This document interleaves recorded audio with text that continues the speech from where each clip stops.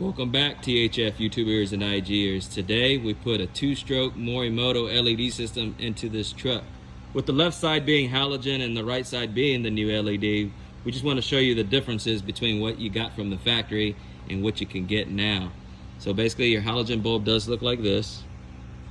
You know, some basic old school technology from way back in the day. So that halogen looks like this. And sometimes I ask myself, I just don't understand why the factory would put the LED fog lights and a halogen low beam. I just don't understand. It just makes no sense. It doesn't even match. It doesn't look good. It doesn't look uniform. Sometimes they even put their paper plate backwards. But guys, let's check out the differences on the brightness. You get about 2 to 3 times difference on your brightness. You actually see an actual hot spot. On the right side, it looks like it's dim and it's out. Like it's on life support or something. I don't know. But this is what the LED looks like when we put it in. It's just a plug and play Morimoto LED.